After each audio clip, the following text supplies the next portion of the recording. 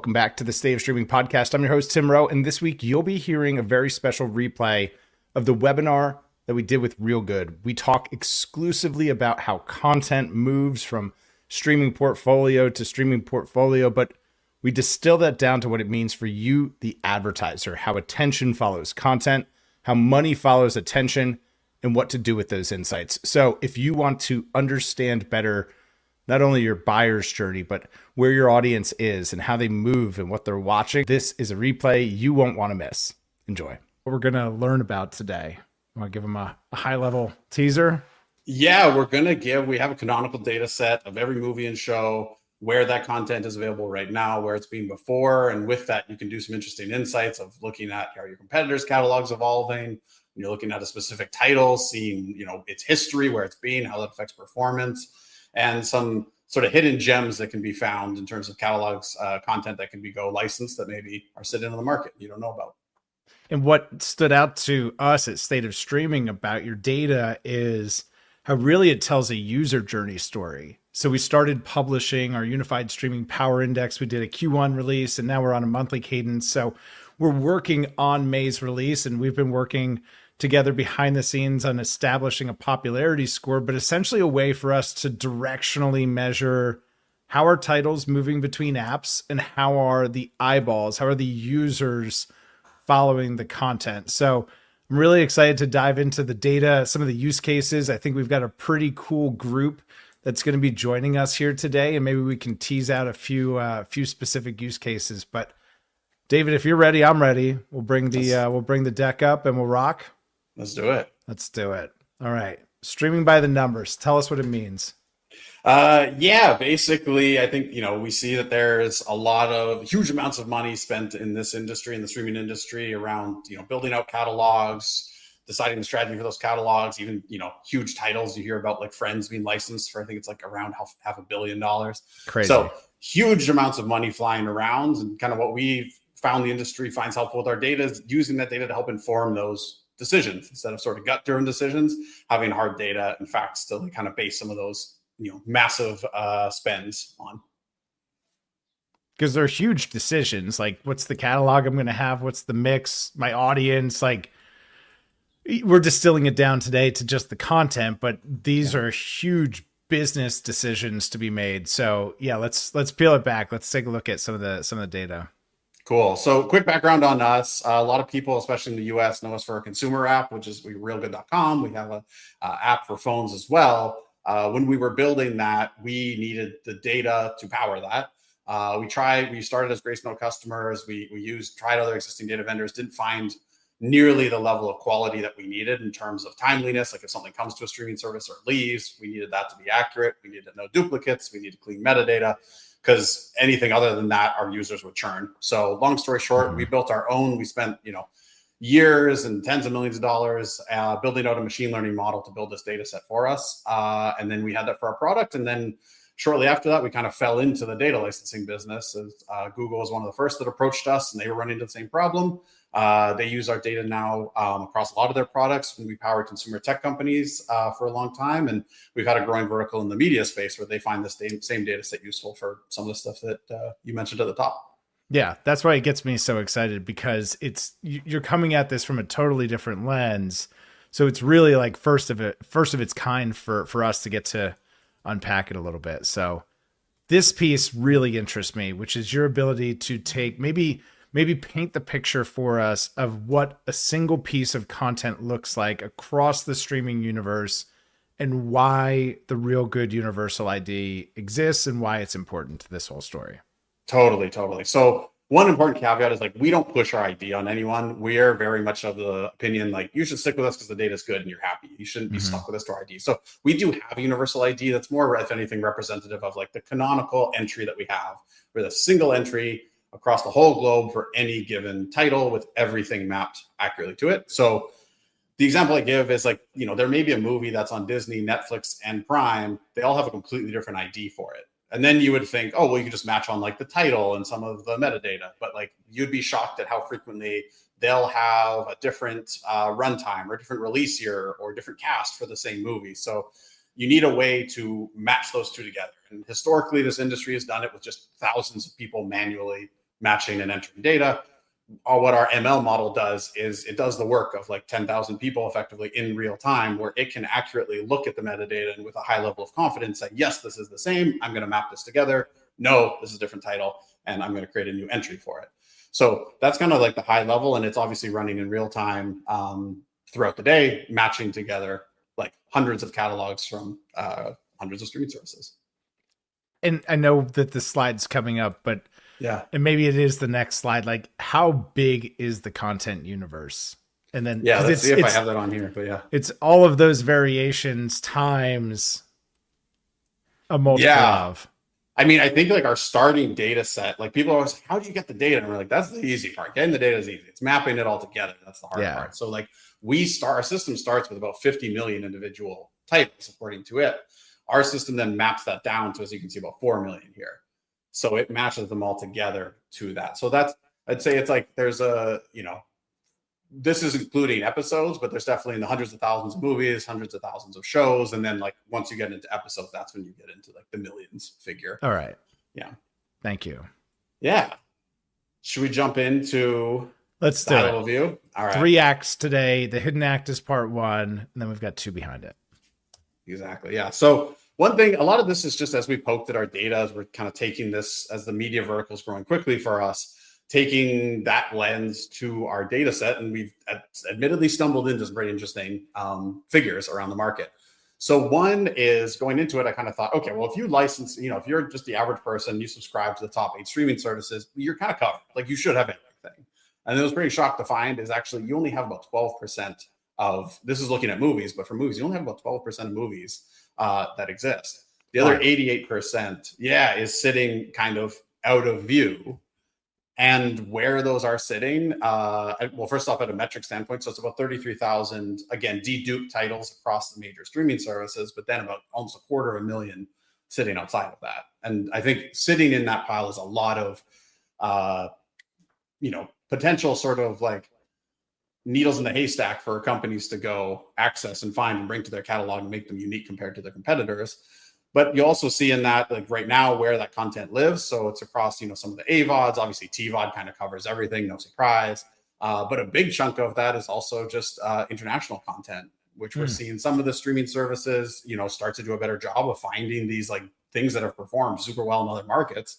And that you kind of have like a proof point of that will probably, hopefully, be a success so long as it translates. But it's clearly a high quality piece of content. And, being able to find those and bring those to the US market, I think, is a huge opportunity.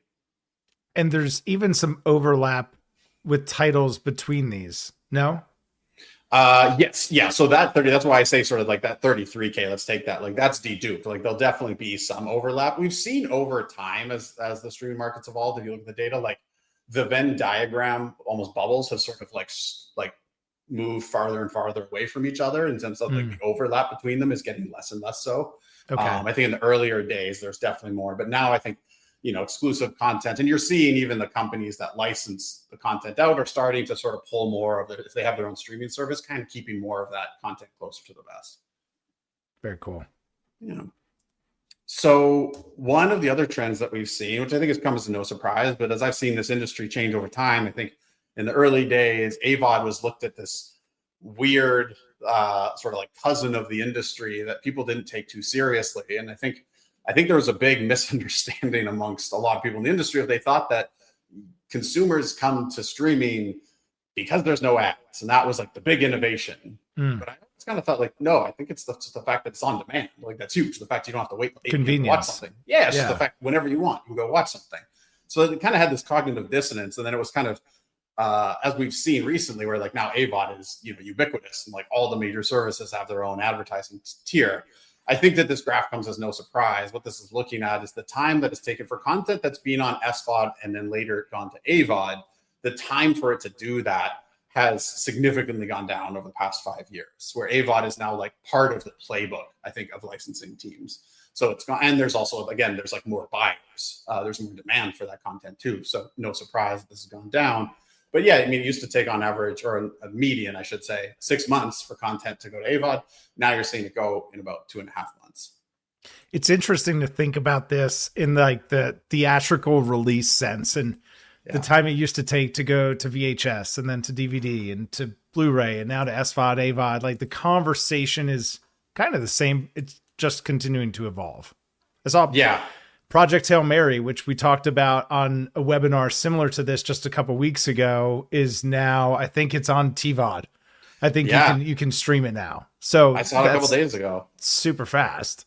No, you're right. Like even my internal clock, like I just, when I saw it, I think, it was a couple days ago. I was like, oh, wow. Okay. Yeah. Like that, clearly that timeline is taken, especially I think when you see flagships and when like one studio makes that move, there's a bit of a follow effect too. So it's like, oh, okay. They're releasing it in this timeline afterwards. They must be onto something. And so like, I think it's sort of inherently over time, those windows get smaller and smaller between the shifts across. Do we have that slide in here? The Project Hail Mary piece? We maybe do later. And I look forward to getting to it. I want to make sure that when we get there that we call out, like, that slide was hot 2 weeks ago. It's now outdated. That's how fast. That's a good point. Yeah. Decisions are being made and how valuable having these insights, I think, are. So not to pump the book too hard, but I'm blown away by that. When I saw it last night on my home screen, I was like, that's nuts. Yeah, no, Sam, I was talking to a company yesterday and they were saying, oh yeah, no, like they're showing their product and they're like, oh, yeah, it's available now. Wow. So, but digging just a little bit further into this AVOD timeline, it's interesting. This is why I think you need the data. Like you sort of have, the outer layer of the onion, but you got to peel it back because if you look at data too much in aggregate, it can almost backfire on you. Like you do need to look further down. What do you mean? Well, what I mean is like, if you were just simply saying that, like, say you're a studio and you're like, okay, we need to make sure our time to AVOD is 2.5 months. Mm-hmm. You're not looking deep enough because you need to actually, if you look at it on a genre level, the story changes, or like, there's more fidelity to that sort of question or to that approach, which is, and again, the logic makes sense. It's nice when you look at the data and kind of logic, you're like, oh, I guess that kind of makes sense. But like what we saw is that like thriller horror type content has a much faster time to going to AVOD when you compare to, if you look at the bottom, like family, animation, children, that makes sense. That's kind of evergreen content, especially like things like Disney, where it's like, people are rewatching that over and over. So they're going to keep that much longer before it goes to AVOD. Super helpful to see this. Switching gears a little bit, but sort of relatedly, like one big thing we're seeing with our partners is the importance of when they're going to, so they kind of, understand how they're going to license or what they're going to license, but then also understanding if they are looking at licensing out or licensing in any title is understanding where it's being before. And to your point about kind of like the viewership and performance, like what we've seen is this can have a massive impact on the performance when it brings to, when you bring the title to your service. And I've seen kind of two interesting things happen. One is sometimes they'll take this data that we have of where a title's being, and then they overlay viewership data that they're getting from the viewership companies. And it can do two things. One, it can help explain, like sometimes there'll be a peak, like they'll see, okay, it was sort of, viewership was here, all of a sudden there was a peak. And then they can, once they overlay, they're like, oh, well, it's because it went to Prime Video that day, or, oh, it left, Netflix that day or something. So they explain some of the viewership. And then the other thing is what I'm seeing some of the more, I'd say, cutting edge companies doing is what they can do is take either viewership from titles that they've had or titles that they've had on their platform, how they've then performed, and then tied in where was that content available before, and being able to sort of model out how content will perform. Like if they're looking at licensing a title, this is almost part of the math equation of like, they can put in our data as to where was it available before. That has a huge impact. And then on like their prediction of how it will perform. And then they can like tune that model over time and kind of to what we were saying earlier, make like almost more intelligent, like math informed decisions about what content they're putting in their catalog or what they're licensing out. And David, I'm thinking about kind of a similar application of that to advertising, where you could look at impression delivery of advertising on platforms against some attention data, against some of this content data, especially if you're buying at enough scale. Understanding that could become an arbitrage lever if you're able to piece that all together, which is currently a limitation on the advertising side of kind of really understanding where's the content, what are people watching. So just thinking out loud, I don't know if that's maybe something folks are already doing, but something I could certainly see being interesting. Yeah, well, and relatedly, I mean, with our AVOD customers, I see that's something obviously they care a lot about is like, can they be the only AVOD to have it to market, to have a title on market? And then, yeah, I mean, obviously, like they care about the advertising dollars, but it's like that's going to drive attention, and then as well as like Yeah, things that are in the zeitgeist or whatever, like potentially they can hire, get higher CPMs for that. it's good. All right, should we move on to Act Two? We should. All right. So this is yet another kind of zoomed out view of the industry. But we find a lot of our partners like to do is peek over the fence. They want to see what their competitors are doing, and that can help inform their content strategy for like their catalog. Largely meaning like, either they see one of their competitors is growing in a certain genre or we can go down to a tag level. And that kind of informs, okay, that's clearly the way that they're going. You can decide either we're going to go head to head with them and try to compete to win these deals, these licensing deals to get this content for ourselves. Or you can zag and you can say, oh, you know what? They're focusing on that. None of our competitors seem focused on horror or something like a certain genre. Right. Like, okay, that's an opportunity for us. And then we also see that you and I were talking earlier about like with marketing teams. This is something too, where once we've had teams that get our data and then like the CMO sees, oh, wow, we have the biggest catalog of blank, insert genre here. And they didn't know that before looking at the data, but then that kind of dictates their whole campaign for the year of like, oh, we need to be known as the, this type of service because we have what other people don't have. So looking at this, I mean, you can see what I thought was interesting to this is you can see on the top, like Disney seems to be divesting some of their biography content. And row right below that, Paramount is growing their biography content. And then like the other one that I thought was interesting here was Hulu. You can see that in 2025, huge divestiture of their children content. Again, logic checks out here where it's like, oh, they know that they're merging with Disney. Disney's like the king, one of the kings of this type of content. They don't necessarily need to be licensing that. So and then relatedly too, I think you mentioned in a previous session we had just about like with Apple TV, like they're quietly making a lot of headway around children's content. Yeah. And I've seen that in my household. Like I've seen like my kids used to watch Disney, but as Apple TV has picked up their catalog of great kids content, it's starting to do this. It's starting to level out what my kids' attention is going between Disney and Apple TV. And I think what's so interesting about that, David, and doesn't get talked about enough, is Apple is a vertically integrated consumer tech company. Yeah. That's different than Prime Video, which is Amazon, which is this conglomerate marketplace, just amalgam of businesses. And that's different still than Netflix, which is really a pure content streaming play. So each having their own business objectives, but then seeing where is the overlap, where is that unique coverage, and then how does that apply to those strategies is really interesting. Totally. I don't think there's a slide for it, but I think it was around here that you mentioned the Loudermilk story, or maybe there's a slide coming up where that's a better fit.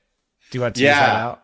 I can. Yeah. So Loudermilk's always an interesting example. I think we have one a little later that will touch on the same piece. But like it speaks to not only your catalog strategy, but like how important merchandising is.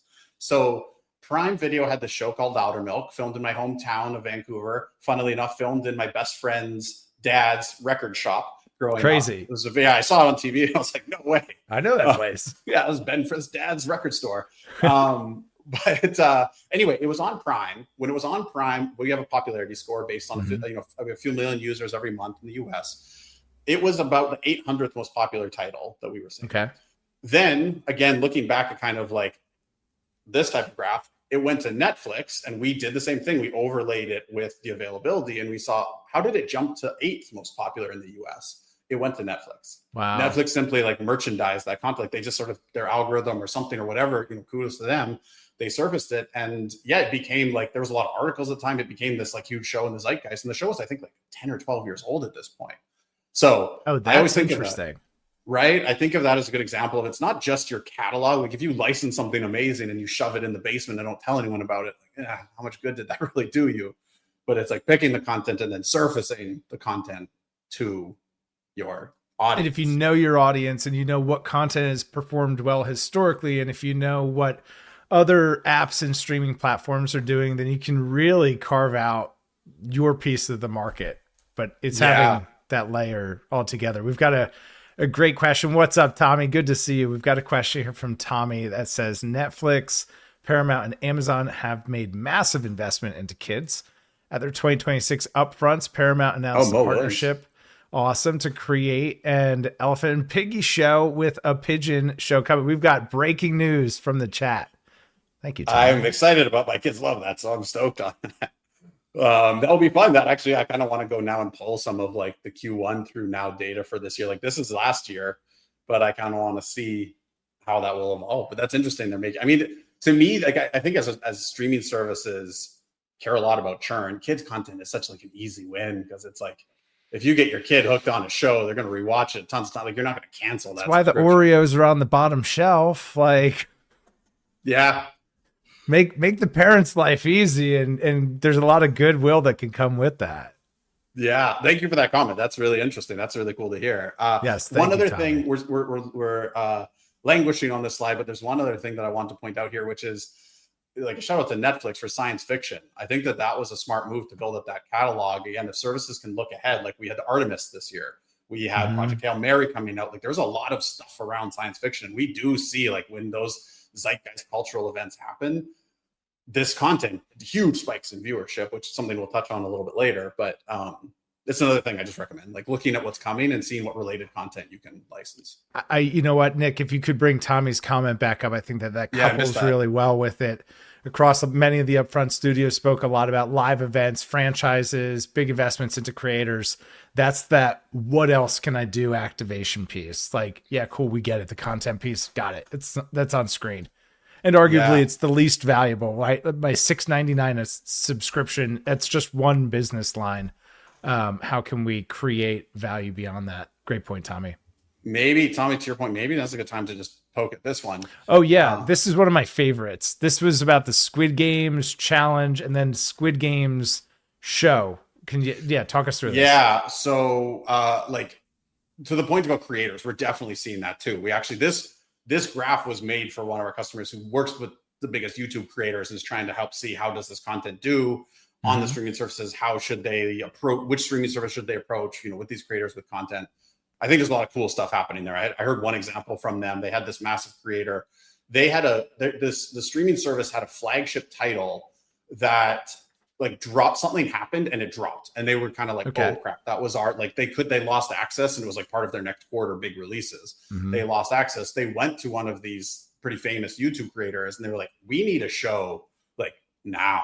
And they also in parallel went to like some of the other studios and were like, can you make this type of show? And like, I think those studios were like, best case scenario, 6 months. And they were like, yeah, we got like 30 days, but they did it with this creator had it in 30 days and like problem solved. So it's an interesting like time to market that you can do with some of these creators. But anyway, for this, the reason I was thinking about this is because this is, Mr. Beast had his like sort of Squid Games knockoff reality show. As you can see, he's obviously done stuff with Prime. Those have been hugely successful over there.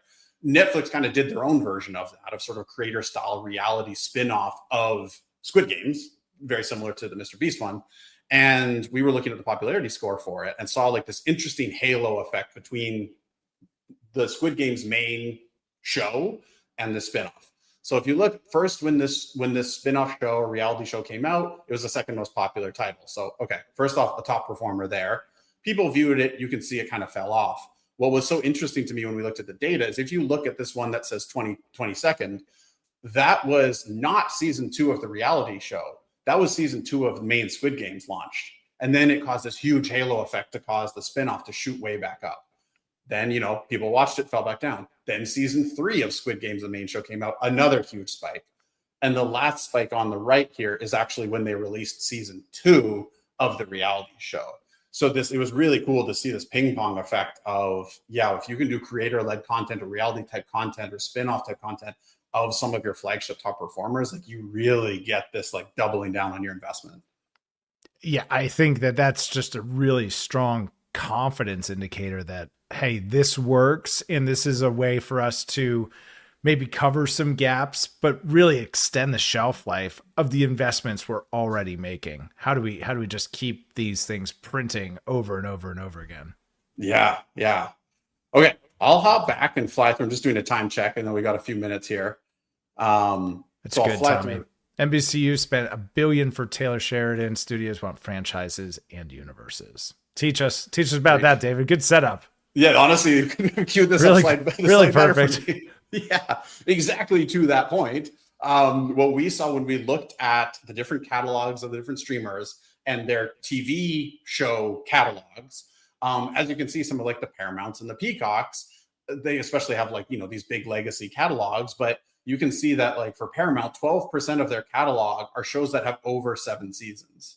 When you compare that to Netflix, it's like in the single digits. So it's a massive, it can be like 4x what the difference between these. So you can kind of see the strategy as well, where like Paramount Peacock, like things like the Sheridan Universe, things with a lot of seasons. That's kind of what they're leaning into. Netflix, as you can see from the data here, much like putting out more shows, but they're famous for this, right? Like killing them quickly, like, maybe a few seasons. Yeah. Apple TV, newer player on the space, but similar kind of approach, it seems. Yes. House of Netflix, great way to extend the shelf life, and I think really reestablish what movie night can mean. Yeah. All right, flying through some of the blind spots. Yeah, flying through blind spots. I love that. Go fast, take chances. Yeah. Okay. So a few is just simply, and this is through no fault. We love our friends at Max. We love our friends at Prime. But the like this proliferation of channels, like the data problem is already tough in this industry, and we put a tremendous amount of work and money into trying to solve it. And what we've seen is that there's sometimes cracks forming where if you're one of the services that has like the Prime, or you have like Max channel, Apple TV channel, whatever it is. Again, the problem exists where you have two different IDs, two different systems. You have like Warner Brothers kind of identification system and Prime's identification. You need to try to map those together to make sure that when you have the Max catalog, it shows all of the Max catalog. And what we're seeing is, just given these problems, that there's cracks starting to form where sometimes massive titles are missing. So like when we just simply looked at our data, we saw that the Prime Max channel was missing 2 of the biggest movies, Moonlight and Dune. And even more than that, there were 81 titles missing from the Max channel, which, just from a streaming service standpoint, I know these people are working on it, and that's great. But it is just something I think services need to be aware of, because it does create like there's marketing laws around, if you're saying you have Max, you kind of have to have the full Max. And then just simply consumer trust. Like if you watch Dune 2 on Max, you're like, why is Dune 1 not here? I know that's part of the Max catalog, but I'm not seeing it in my Prime channel. So just like a user trust thing. And that's becoming such a huge piece of those businesses. Prime, Roku, others are doing it, where not just TVOD, but that you can subscribe to the app through their marketplace, if you will. So that's becoming a big driver for some of these apps. So I think it's an important thing to be aware of. And then especially from a media buying perspective, to make sure, hey, we're getting everything that we paid for. Are we reaching all those people with the content? It's all good. That's an important piece. Yes, this is the Project Hail Mary Martian slide. Tell us, this is now outdated. Yeah. 2 weeks ago, this was breaking. It's now. Yeah, it's good. I'm glad I have a date in there. But yeah, so as of a couple of weeks ago, like Project Hail Mary, #1 in the box office. But this was a great example of looking at for similar content. Like we saw Netflix, make a good headway with science fiction. What we saw is, like, for a long period, almost the entire time that Project Hail Mary was #1 in the box office, The Martian, which is the same screenwriter, same author, wasn't available on any SVOD. Luckily, not long after we put this out, Philo, our friends at Philo, picked it up. I'd like to claim credit. I don't know we can, but at least some influence. Hopefully, on the attribution model, you're getting some credit. Yeah, correlation we'll take at least. But yeah, just the point is, it's just like, again, when you can look at a data set like ours, you can find these, not even needles in the haystack, but diamonds in the haystack, kind of just sitting there, where you can have something unique compared to your competitors. And this is out of date now. Some of these I've seen. I know now. I've seen the Matrix. I do think that you're influencing some of these decisions, because now I've seen Matrix and Office Space both available since you put this out. Yes, again, just 2 weeks ago. We're gonna have to keep the engine running to. Let us know in the chat, what do you wish was on demand, and Reelgood can just influence it. David, I want to be respectful of your time, of our audience's time. This is perfect. We're right at it. We did it. Tim, the closing act, the credits slide. Thank you, David. This has been enlightening. This is going to be something that we're factoring into our May USPI. So as we're looking at the media buying universe, this is going to become part of that criteria. David, thank you to you and your entire team for helping support that mission. Of course. Thank you, Tim. Fun as always. And Tommy, thank you for the great comments. I'm going to dig into some of the stuff you said. Really good. And if anyone wants this deck, we don't have a way to get the deck easily, but you can DM the page. You can DM me. I'm sure if you DM David, we'll get you the deck. If you want the deck, send us a message and we'll make it easy to get. Perfect. Thanks, David. Thanks again, Tim. See ya. Alrighty.